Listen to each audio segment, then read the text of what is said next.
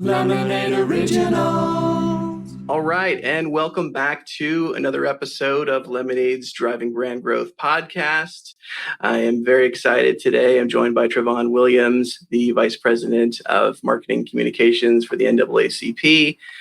First off, thanks for spending some time with us. It's probably insane for you right now, and you're joining me on a Saturday of all days. So thanks for being here. How you doing? Doing pretty well, Trevor. I appreciate you cutting some time out there for me. But, this is an important conversation as well. I'm glad I had the opportunity to circle with you. Yeah, absolutely. I think there's some interesting things we talked about last time. And, I'm going to, we'll get into the landscape of the world, of course. But I think that, I'm just curious in particular, and for myself, but also I think just for a broader audience, it's good to know, what is the NAACP, and a little bit about kind of what you guys do and how that sort of has an impact on the way you approach marketing. And I'll get into a bit about that, but just at a core, for people who don't quite know, I'd love your explanation of that. Sure. So, if you're looking at a byline of some sort or on a press release, we're the 111-year-old premier civil rights organization of the United States. So we advocate on behalf of communities of color. If you want to even take that down another layer, we fight and advocate to improve, protect, and change Black communities across the country for equitable treatment across the country. That's it at its crux. We're trying to ensure that everyone has equitable and fair rights across the country from economics, political, and social standpoints.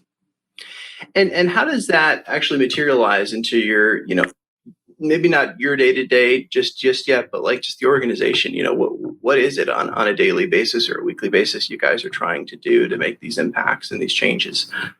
It could really vary depending on the area. We have several departments and divisions throughout the organization, program areas that are focused around education, civic engagement, which is around our voting rights and ensuring that voter suppression is not taking place specifically in a year like this, when this is a huge 2020 election.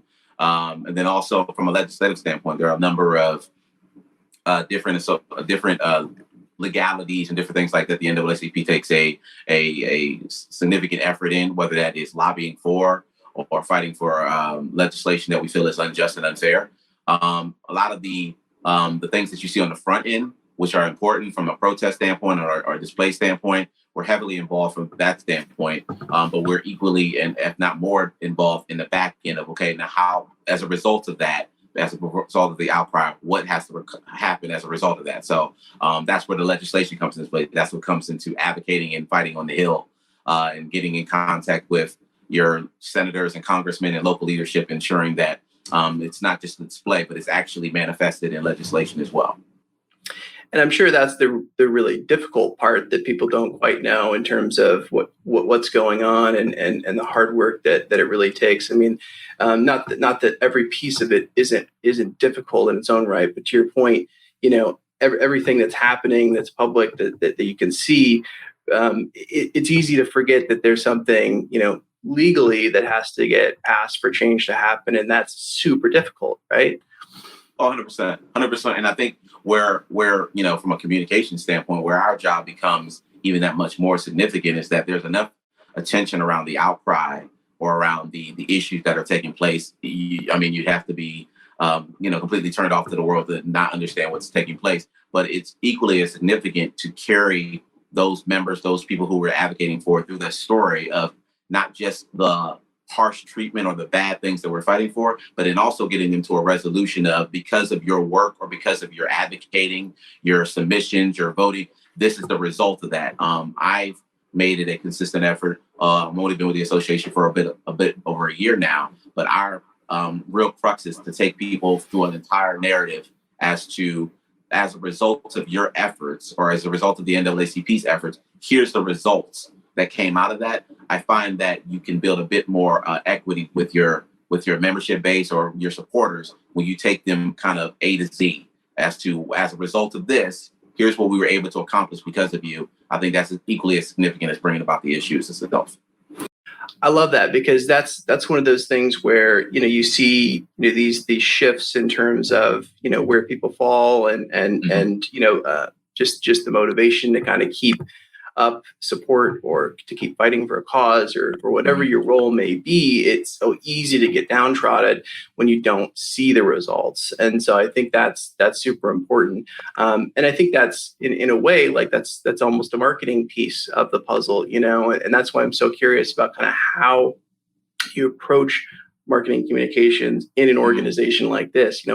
How much is it similar to, a brand or a company, and how is it different? Similar in that at the end of the day, at the end of the day, from a marketing standpoint, I always say that it's my job to get some.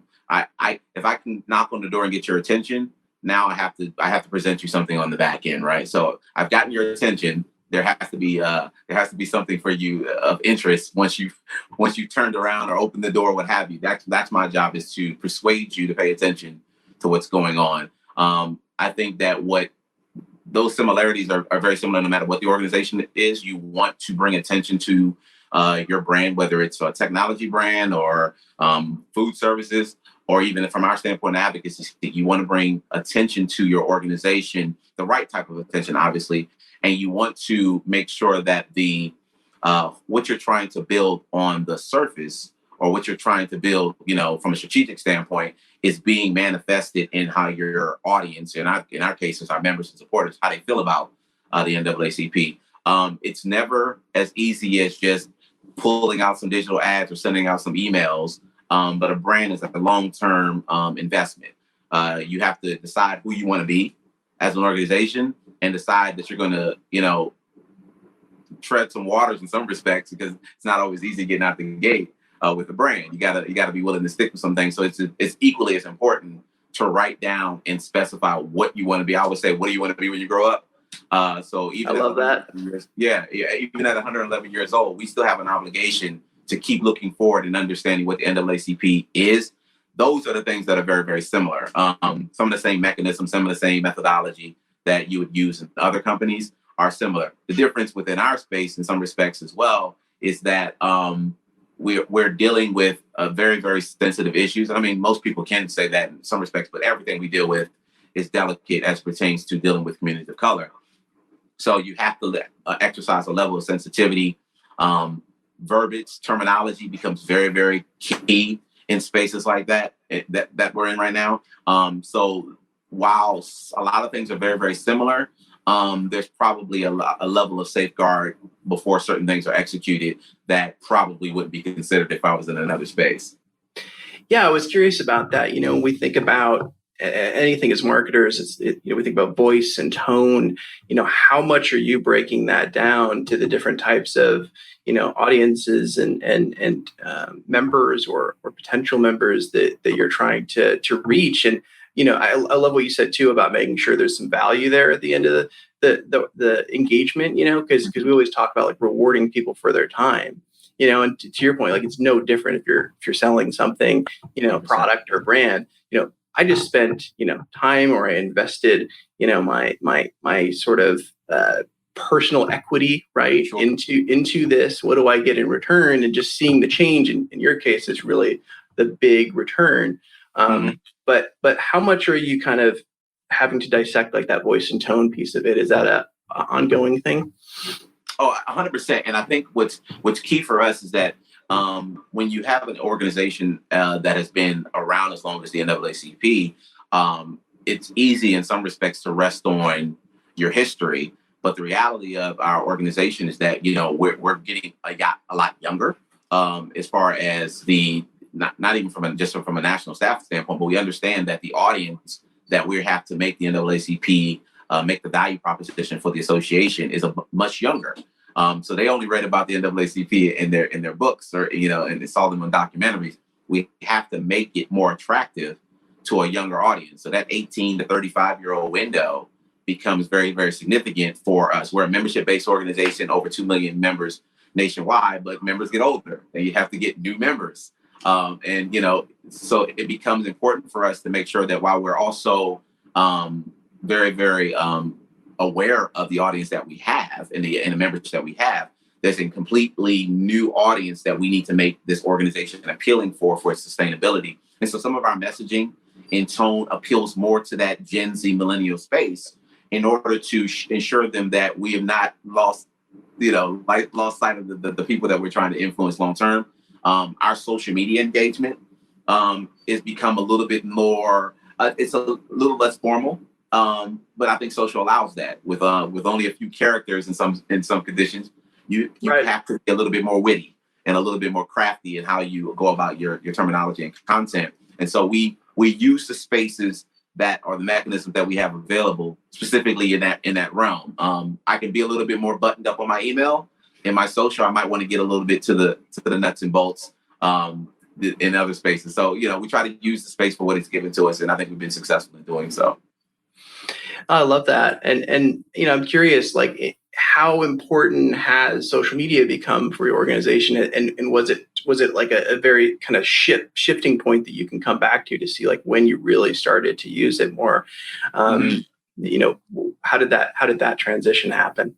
Well, it's actually a fantastic question because I can give legitimate numbers surrounding this, right? Because I'm always big on marketing is as much about feeling creative and different things like that. It's also rooted in some data, right? So we can't just kind of fly off the handle and just try stuff. And even if you do try stuff, you have to support it with data. But our social media has become one of the I would say one of the most valuable components of our communications mechanisms, and specifically around advocacy has changed immensely in the last, I would say, 90 days, given the fact that a lot of us have been relegated to our homes because of the pandemic.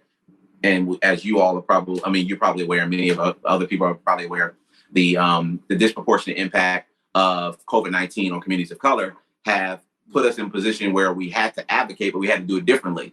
And so social became a major mechanism for us in calling for some of the digital advocacy needs that the African-American community is looking for. And so we launched a campaign called We Are Done Dying back in the beginning of May, probably May the 7th, if I'm not mistaken. I got that date programmed in my head. But we launched the campaign, which was all online, digital based, all social media based. The unfortunate events that have transpired in the last month and a half or so has brought a lot of attention to a campaign that we had already geared up to run out. But now, because of the unfortunate situations that are taking place in Georgia and Minneapolis, now it's brought additional attention, and our social has become kind of the lifeblood. We've seen, I think at the start of maybe April, we might have had 250,000 followers on Instagram. Our Instagram is over 1.3 million followers in the last month. Wow. And hand to God, like 250,000 all the way up to 1.3 million in the last month and a half, because with all the emotion that's being displayed out across the country, people wanted to look for something that centered them. And so our social media became a place of center, a place of not just turning this into anger, but turning it into action. And they could take action by signing petitions or backing demands or different things like that. And so that became to pick up a volume of, we never would have expected that in that matter of time. But now we have to be good stewards of that new audience that we've garnered. Yeah, and that's really the key there, is what you just said about the fact that, so different than like rewarding you for your time. In this case, it's saying, this is a resource, right? And I think there are multiple things that anybody could do with their social media and saying, here are the 2 or 3 things we're going to really use it for. But the fact that so many people are not going to use other traditional, what we're calling traditional digital forms even now, right. And social being really where so much of that's happening, to be able to activate a resource, to get them more involved, to get them, to see the change, to sign their name to the change. I think that's amazing. Has there been like a technology sort of resource or component on the back end of that you've had to ramp up to figure all that out? I use the model of post once, publish many. I like the idea of having the ability to push my content out. Have the creative space to say, this is the content I want to share for my social, and then make sure it hit all my places at a number of different times. We also have the factor of factoring in our president of the association as well. He's his own kind of brand, even within the association itself. We utilize tools like Sprout Social for the purposes of not only being able to distribute our content quickly, but then also to be able to measure and get report outs as well. So while it's great to be able to send everything very, very quickly, I also want to be able to get real-time information as to how things are performing. It allows you the opportunity to pivot very quickly if you find that something's like, okay, this is not resonating the way I thought it should. So let's go in a different direction, or this is absolutely ramped up. Let's build off of the attention and the engagement that we're getting as well. So we use back-end tools like that to kind of be our force multiplier in many respects. That's great. Yeah, we're partners with Sprout too, and we love it. I think one of the things we use a lot too for things like that is the listening features, Sure. which not everybody has access to. But I think I'm sure you guys are doing that because it's not just putting something out and seeing how many likes or how many followers you've gained from it, but it's understanding what's the social sentiment, right? Around topics and around other opportunities that maybe you want to go create content for. And you guys obviously know the big topics, these things, but then it gets granular, right? And I'm sure that's kind of where you start to weave into, other segments and other opportunities to reach people who, maybe aren't audience, kind of subset, to your point, because you're kind of building this transition into how to reach, a younger audience. Maybe I want to break that down a little bit because so many people go through that, right? If you have a legacy brand, where you have to make sure you're not, pushing away the existing, base that's there that got you to where you are, but you have to make sure that newer audiences love you and understand you and can connect with you. What do you think has been sort of some of the pillars around that? Has it been finding the audience where they are, or has it been also adjusting that messaging and even some of the ways you operate? Just curious. 100% adjusting how we operate. I think we as an organization realize that in order for us to sustain this legacy brand itself, it had to evolve. It couldn't stay tried and true. Otherwise, like I said, we'd only be talking about the association in history books. As I mentioned before, we're a membership-based organization. So while corporation and partnerships and different things like that are significant and help immensely, the reality is that the community is the reason the NAACP exists. And so in order to make sure that we are sustainable and that we're relevant to them, we have to meet them where they are in many respects. So our message has evolved immensely. We've always had the ability to, as one of the only civil rights organizations that has mobility on the ground, meaning we have branches, so we have over 22 branches across the country in 47 states. We have the ability to be everywhere at the same time. But that doesn't necessarily mean just because you have boots on the ground that message is resonating within those communities. So it becomes equally important to not only just make sure that from a national perspective, which is where, DC, Baltimore offices come into play, that we're sharing the NAACP's position on things, but then also making sure that our brand ambassadors, which are our leaders within the field, have that same message. So we spend a significant amount of time on going through briefings with our branch leaders, our state conference presidents as well, to talk through what's taking place in their space so that it's not just NAACP national dropping content down, but also it's a bit of an upload as well. We need to understand how information is being received from a field standpoint so that we know how to pivot and put the resources in the right places. So I think it's absolutely about us evolving, making the necessary fluid changes when necessary. And I think what we've done over the last year has positioned us for being able to move very, very quickly. And we're seeing the benefits of it in this last, I would say, 6 months. Yeah, I mean, it's obvious. And I think what you said there is so important. I was talking to someone yesterday about just the idea of, when someone goes through like a brand refresh, it's not just the paint. My guest on the other podcast had said, and I love that because so many people think, oh, it's just a new fancy logo. It's just a few different things like that. We'll tweak our messaging a little bit. But if you haven't fundamentally changed something operationally or in your offering or created something for that new segment, the authenticity there is so easy to see, and especially that audience, that Gen Z millennial audience, is going to read through that bull really, really 100%. quick. Very, very. And I say that, I've had this conversation with my team at length.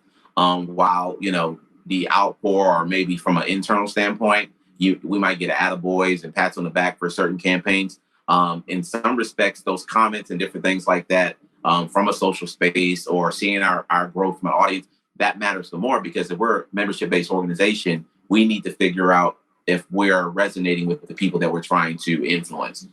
So more than anything else, I absolutely care about what's being said, how it's being perceived, what campaigns we need to steer clear of, what partnerships we need to steer clear of. That's as much as a part of your brand anyway. We can't afford to be aligned with every campaign just because it sounds like a good idea at the time. We got to look at what we want to be maybe 3 to 5 years from now, and does this help us get to that point?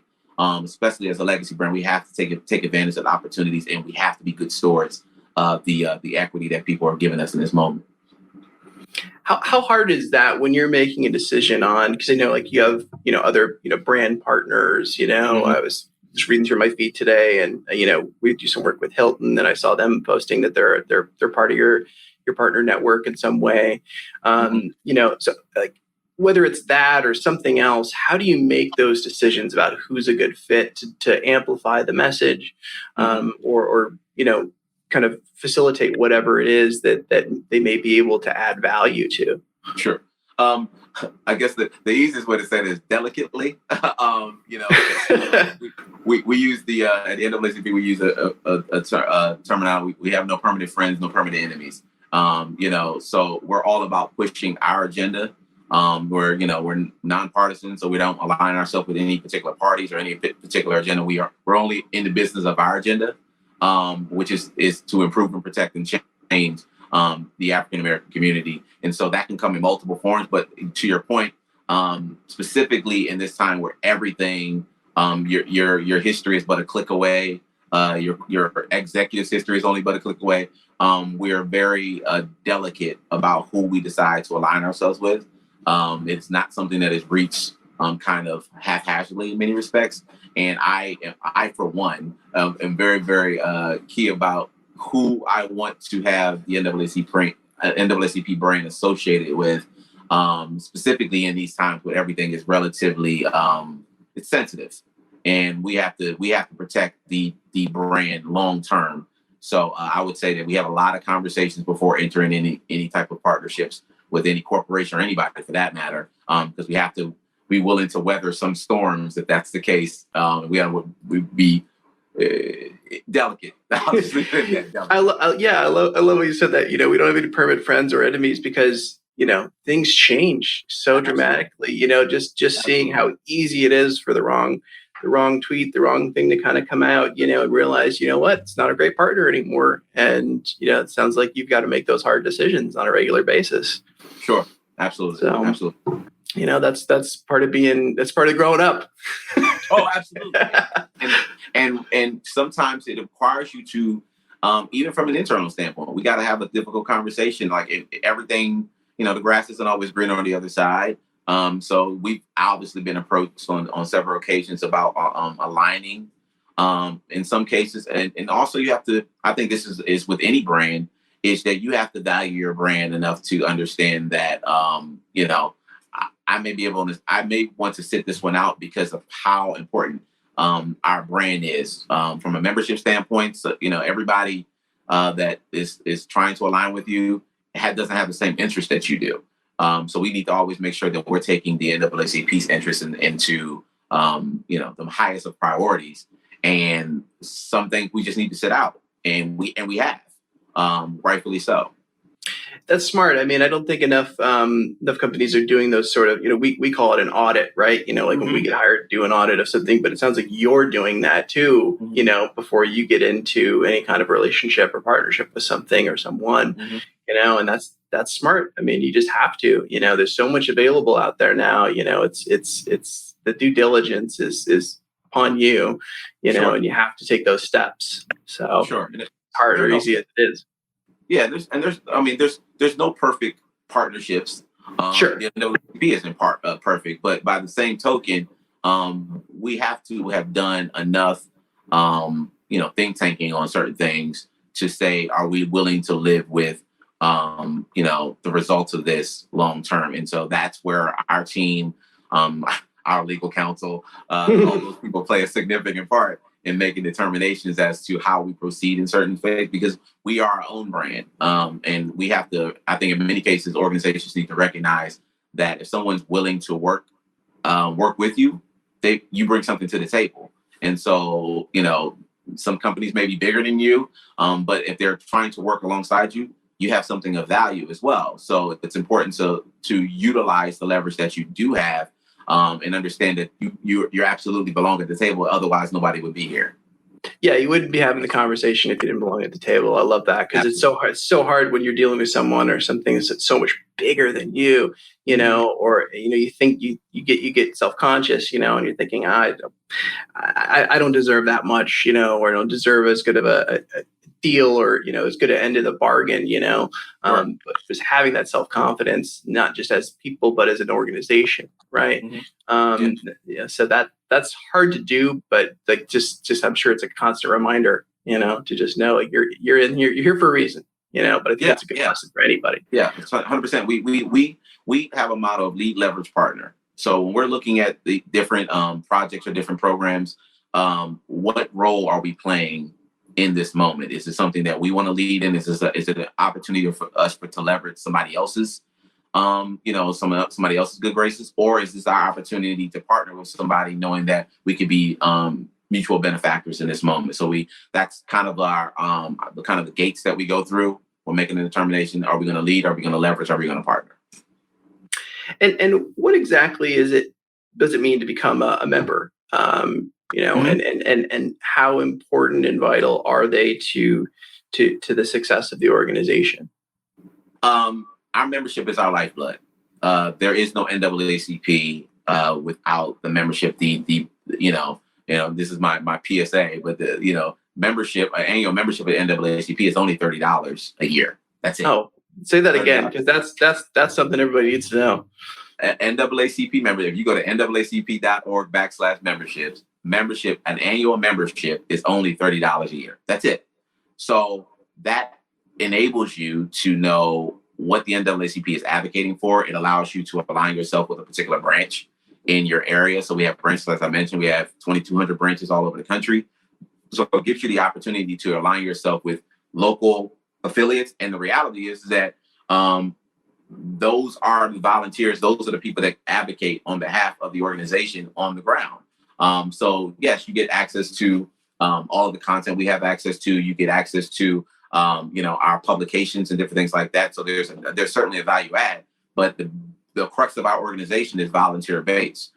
We don't exist without our members. They are the absolute most important thing that we do here, and we have to utilize them appropriately. And I say that delicately. I'm not like we're using them, but in the sense that we have to treat them like the VIPs that they are, because it also allows us to stay out of some of the other brand considerations or the conversations we were just talking about from a corporate standpoint, because we are resolute, we're confident in the baseline or the backbone of our organization, which is our membership. We're nothing without our members. So they are the most important factor in everything that we do. That's huge. Yeah, that's huge. And I guess, how do you approach, we're bobbing and weaving back and forth here between things, but how do you approach, communications and marketing to members and potential members? What does that look like? Because for anybody who has anything that's kind of membership based, I'm sure there's some lessons to learn there, especially because of how important and intense sometimes, what you're covering can be.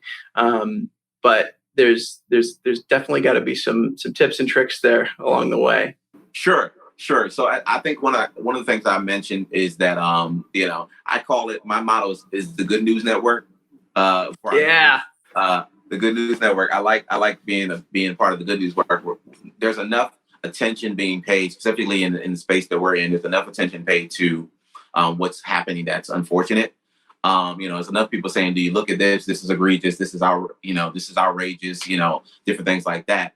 But we have to give our members enough of the wins in this equation so that they say that it was worth it.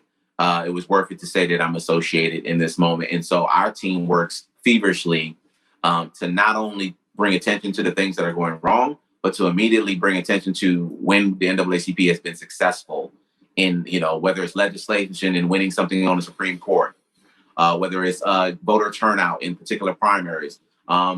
We want to bring attention to the wins so that they understand how significant their input is in this moment. And I think there's a bit of a through thread there as it pertains to potential members as well, because if those members have confidence in the NAACP, there are no finer brand ambassadors than the individuals who are proud of the organizations that they're affiliated with. So as a $30 membership, if I'm telling you all these great things, I mean, you'll spend that on dinner tonight, Trevor. That's a piece of cake. That's nothing, right? And I mean, it's just so easy, if you feel that reward, $30 is nothing, what you get back from it, and what you get back from feeling like you're a part of something that it really means something to you and to the world, because one of the questions I had for you was, I think there's a lot of people who want to help right now, and maybe they're not sure how, maybe they don't think they have enough money to help, whether it's charity, whether it's just where do I start, with just everything that's been going on and how that's intensified just in the world that we live in for the past few months, as you said, and it's like, where do we start? Where you never know where to put your time or your money. And I guess I'm curious how you approach that kind of a question if you're just talking to your friend, Sure. I think the most important thing that anybody can do in this moment is to educate themselves. You don't know what you don't know, but you also have an opportunity to do something about that. We have presented a multitude of different opportunities, not just from the educational standpoint, but from the advocacy standpoint. So we want you to not only know what's happening within our communities, but then what it is that you can do as a result of that. Not everything, and I want to make sure this is abundantly clear. It's not always about money. Yes, money is important, and yes, your membership is vital, but it's equally as important, right? Specifically around this time of year, around the volunteer aspect. When we have members who are part of our organization, they pay a $30 membership to get the bells and whistles as far as being NAACP, but we need them as far as volunteers to do things in their own communities in order to make the impact. And specifically right now, the one thing that people can do, no matter whether you're a member or not, is to volunteer to be a part of the NAACP, and that's different than membership. If you go to naacp.org/engage, we have a whole volunteer program that we are standing up in support of getting voter turnout at this upcoming election. We want everybody to take advantage of this opportunity and empower themselves to go to the polls and make a difference there. We can fight and we can protest. That's great, but we want to make sure that once we finish marching, to your governors or to your capitals, march right to the voter poll in November 3rd and make your voice heard there, because that's where we start to see the change that we're looking for. But I think more than anything else, donate. Yes, absolutely. Every dollar counts. And I always say minor moves cause major movements. It doesn't matter how much you gave. Everybody gave just a little bit. It can make such a world-renowned difference in how we approach, this advocacy movement. By membership, if you can, donate what you can, volunteer when you can. All those little components make a world of difference into the activity that we have. So those are the things. Educate yourself, donate if you can, join if you can, volunteer if you can. If you can take care of any of those four, you're helping out the NAACP immensely. No, that's great. And I think that the last piece of volunteering, if you can too, is great for someone who might not, feel like they can help right now. They might be out of work, but feel so downtrodden with what's going on and not even know where to start. Sure. But that's such a great place. And I think so many organizations too, because like you said, you don't know what you don't know. You got to educate yourself. Where do you think you can make an impact? So many organizations just need volunteers, starting, it's a great starting point, right? 100%. Whether it's a food bank for children who aren't getting fed food, whether it's what you're doing. I mean, there's so many places to start. And I think that's a low impact, sort of dip into the pool, and especially when you're at home right now and you're consuming everything that's coming at you in the 24-hour news cycle. Right. I'm curious, how do you find time to sort of, keep your head above water, with that and stay sane? I mean, do you escape it at all ever? Because that's important too, right? It is. I have 3 kids. I got a 6, a 3, and a 2-year-old. My second son is going to be 4 on a Monday. So happy birthday, Bennett. But they don't care about dad's work. So at some point they just say, okay, that's enough. Like, let's go outside and play, or I need to or something. So the reality is that we have to be tried and true to all aspects of ourselves. We're not one thing. Nobody's one thing. So by day, or in most cases by night and on weekends, I'm president of marketing communications. But at some point, I got to be somebody's father and take care of business in that respect as well. So I think trying to find that balance. I find that a lot of times, if I'm able to disconnect and just take, even if it's a few hours, to turn the devices off, because if you're off, I'll see something that I know that my team should be responding to, and did you guys see this? And we're jumping and then we're right back into the mix all over again. Yeah. Separating yourself and getting away from it, I think it allows for the creative space, specifically in marketing communications. You have to give yourself an opportunity to step away from the work, so that you can get a broader perspective on things. Some of the best ideas I've ever got come sitting in a barbershop getting a haircut, and someone. Oh, me too, man. I could use that later on, right? But you got to be willing to separate yourself from the work in order to reap the benefits in those moments. Yeah. It's so funny you mentioned that, because the barber I go to, he's the owner of the shop, and we talk shop a little bit. But the fact is, your phone's in your pocket. It's unless you really want to be that way, but it's pretty much out of reach. You have like an hour or something where you just you can't look at it, and it kind of forces you to just take a moment, take a breath.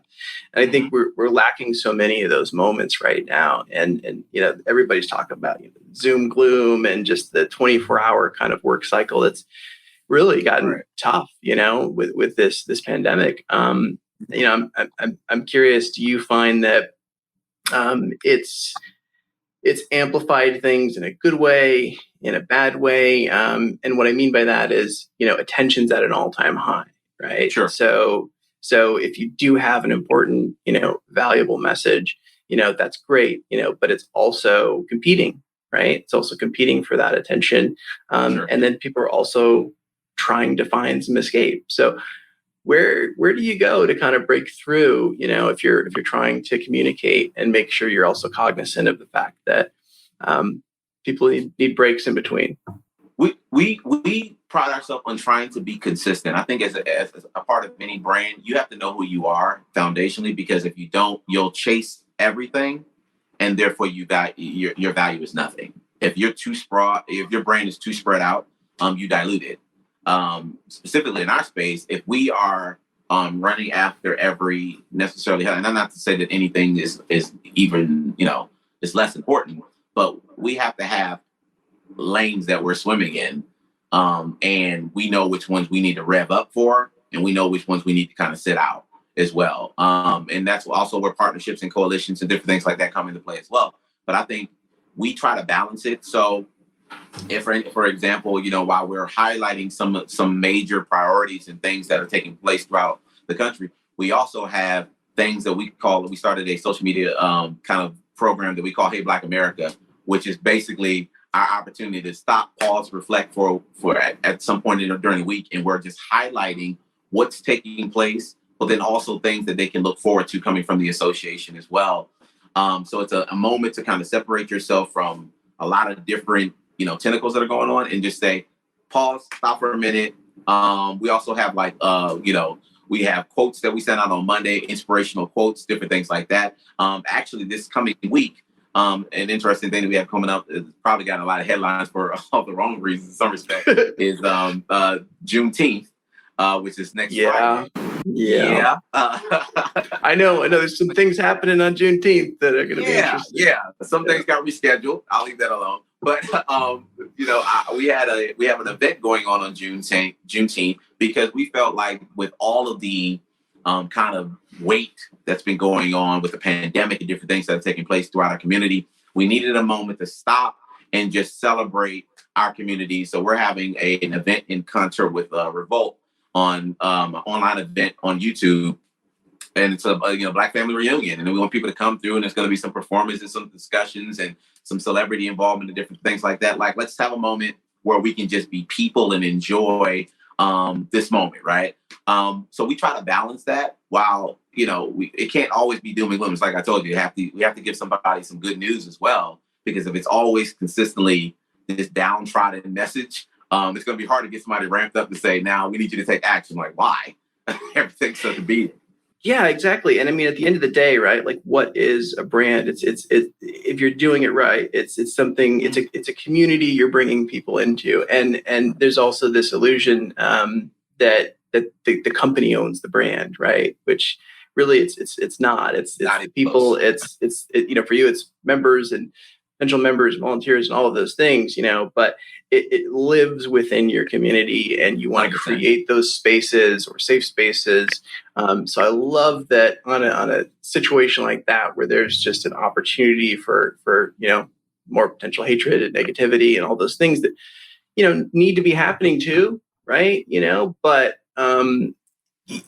also just being an organization that's bringing community together. Right. 100%. To say, like, we also got to take a minute to celebrate.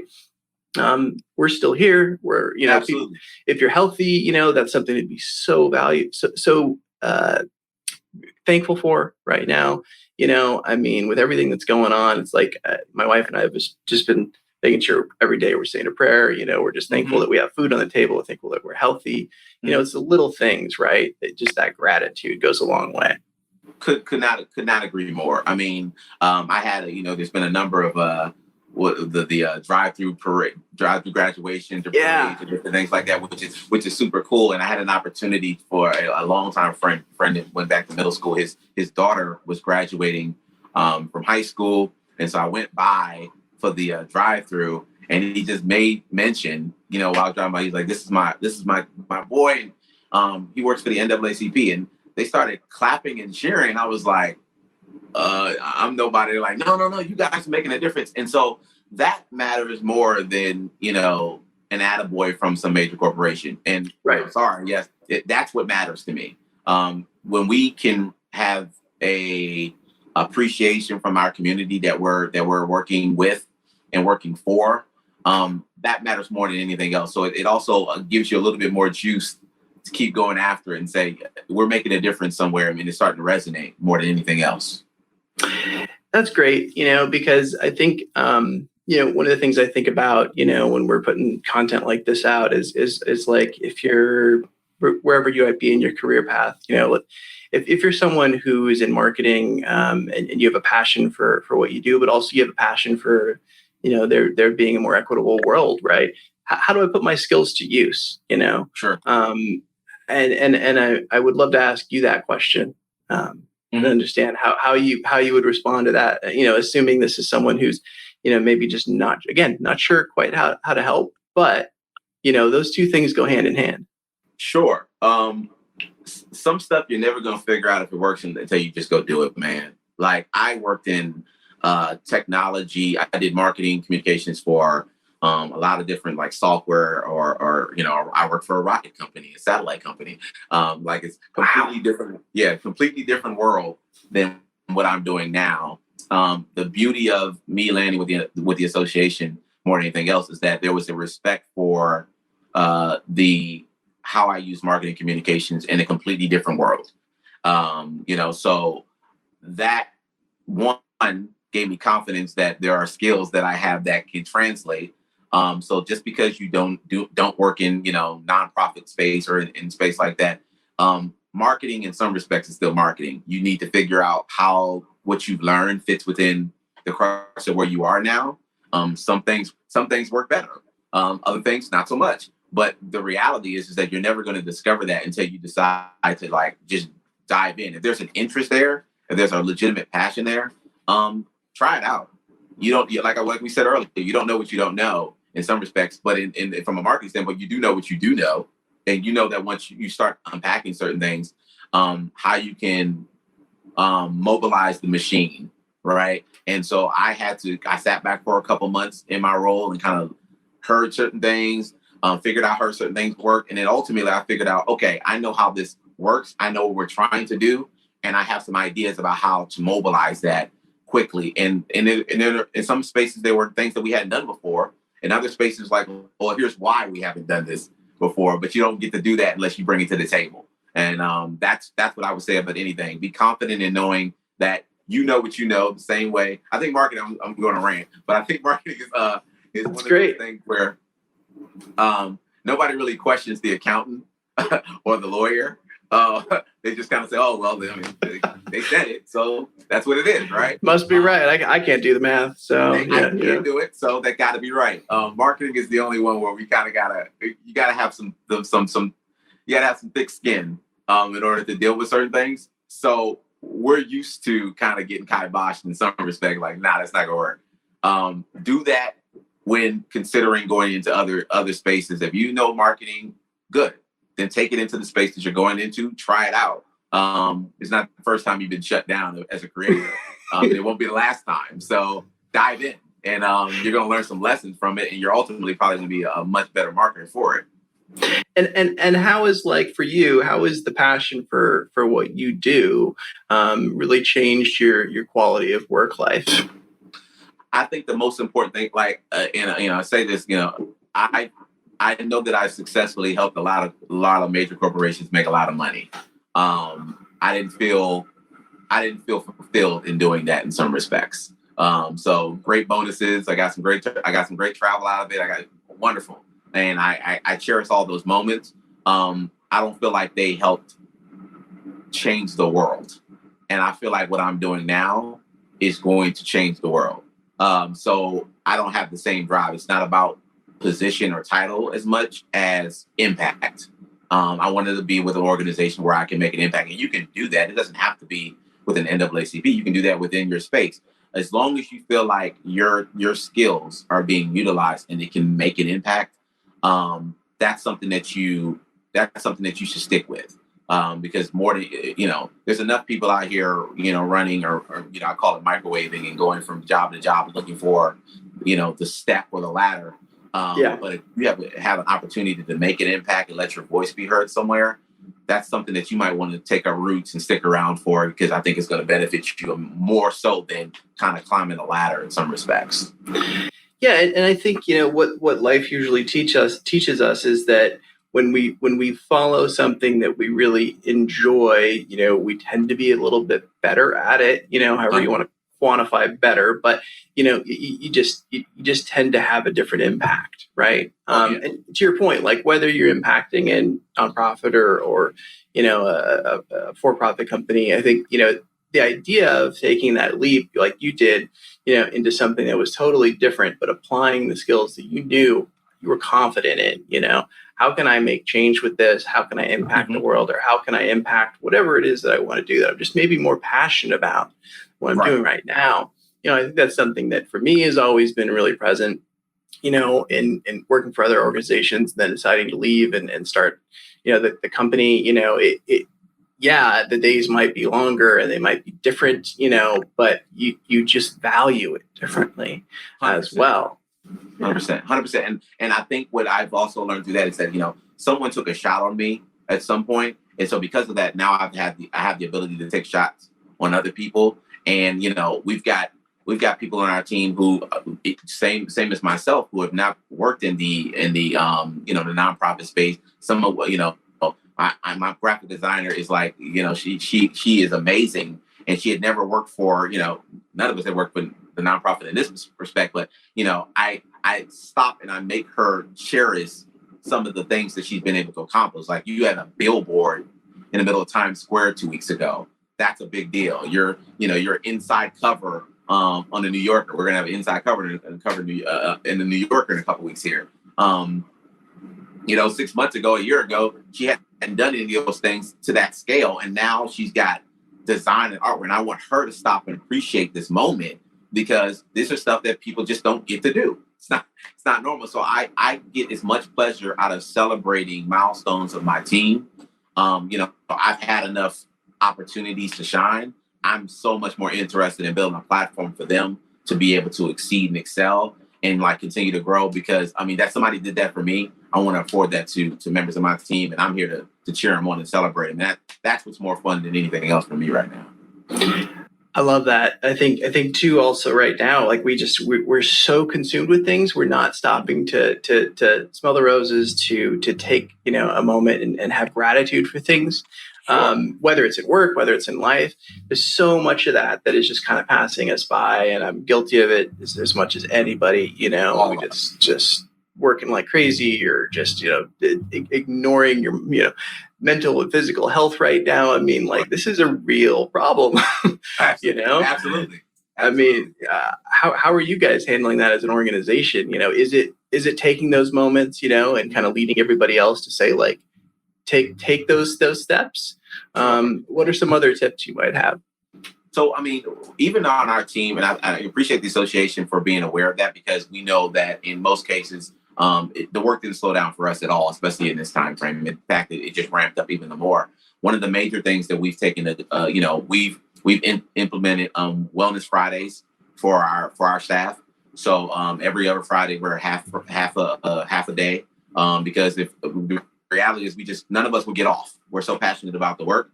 So we've cut our days down to half a days, and then I think we got one Friday off.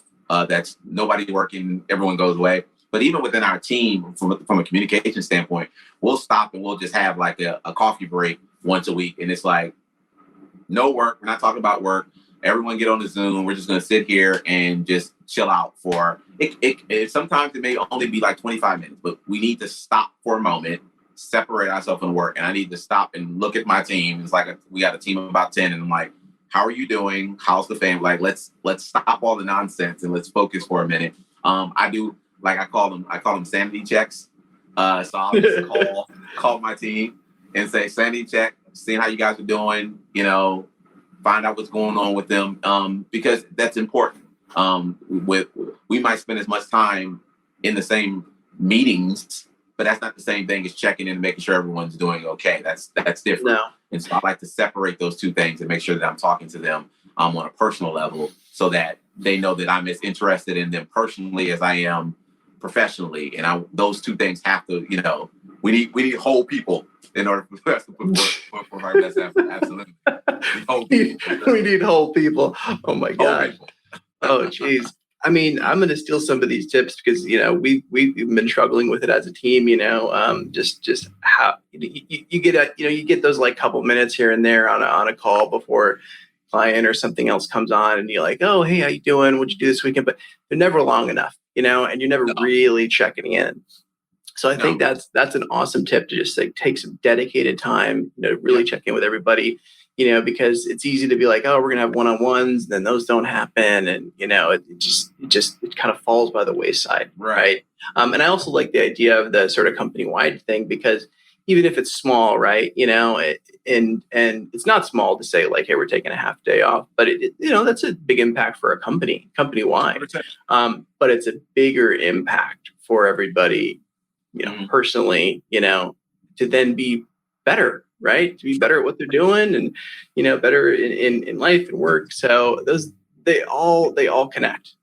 People need to know that it's okay to not be, Trovon the executive or whoever the designer. Like, it's okay. And I've always prided myself on, I'm a bottom line team manager. So, I was wondering if I could take do you have time? Bye. Like, go take care of what you need to take care of, because I want you to understand that I need to know that when you need to take time, go take the time. Go do what you need to do in order to make sure that you are putting yourself in the best position that when you're here, you're on. And so we gotta be mindful of that, so that when we do call on our people and say, actually, I need you to stick around, because they understand that, okay, you're gonna make it up for me on the back end, right? So yeah, I'm really, really big on that. Maybe that's because I had a family, maybe because I know what it feels like to leave an office at 2 a.m. and turn around and be back at 8.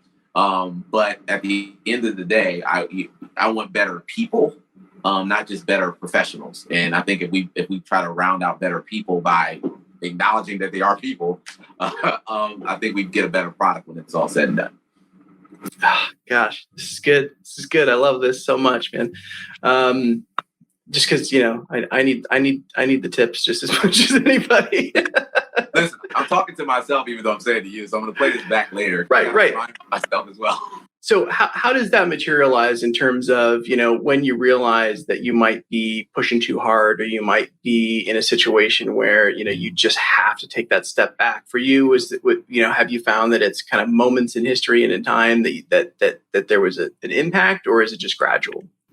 So, some of us have to learn the hard way. And I unfortunately had to learn the hard way. I had going back to what I was mentioning, they used to call me the well-dressed burglar when I was leaving the office, because, I'd come in suited and leave 1 or 2 o'clock in the morning.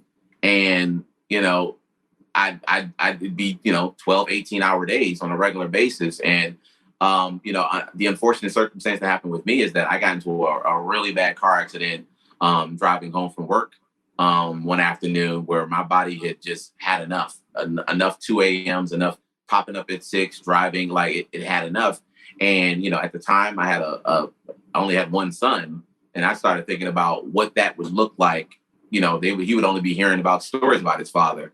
And so that made me reevaluate how I went about things. One, I have to be good stewards of my time, because working late does not always mean working hard. Sometimes, in some cases, we've just not put in the necessary work, and in some cases, we're poor managers. Like we haven't managed our time appropriately, and so that allowed me an opportunity to reflect and say, what do I need to alter in order to be my best version of myself when I'm on, and also ensure that I'm taking care of myself so that I'm the best, best husband, best father that I can be in these moments as well. And so I would encourage anybody to figure out how to balance that. We all say we want work-life balance. That's as much on you as it is on the organization that you work for. You have to build your own parameters in these moments as well, because if you don't respect them, nobody else will either. And I had to learn to respect them. And I say that it's because I've built some parameters for myself, it's made me such a better professional.